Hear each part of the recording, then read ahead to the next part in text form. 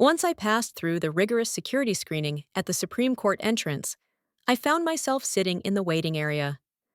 I was enveloped by an atmosphere of eager anticipation as I prepared for my upcoming job interview.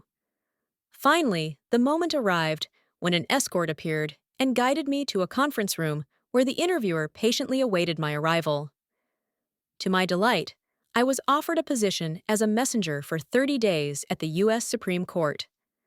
A messenger is responsible for delivering legal documents and messages between various offices within the Supreme Court and outside organizations and agencies. We must ensure the timely and accurate delivery of important information while maintaining confidentiality and professionalism.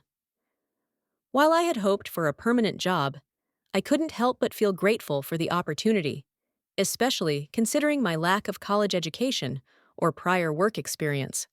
Without wasting any time, I began my work the very next day. So after the job interview, I spent most of that day at the Supreme Court, filling out the necessary onboarding paperwork.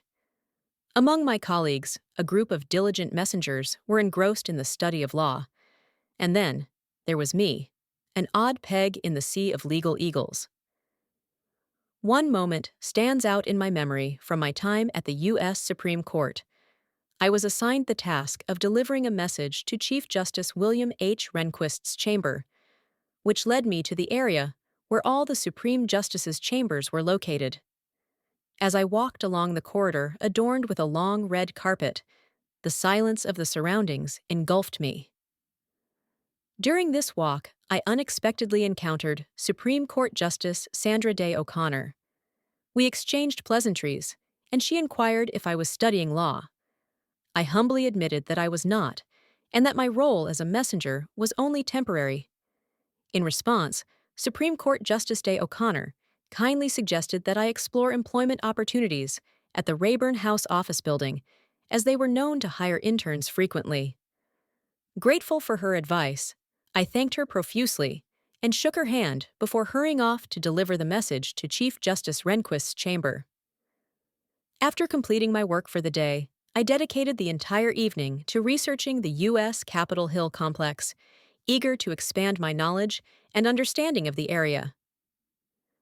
With just a week remaining in my 30-day tenure at the Supreme Court, I decided to take Supreme Court Justice Sandra Day O'Connor's advice and apply for a job at the U.S. House of Representatives, specifically at the Rayburn House Office Building Personnel Office.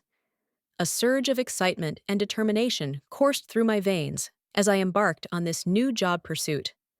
I yearned for a chance at a full-time position that would liberate me from the confines of the projects and the stifling rules imposed by my mother. A surprise came in the form of an enticing offer from the personnel office at the Rayburn House office building.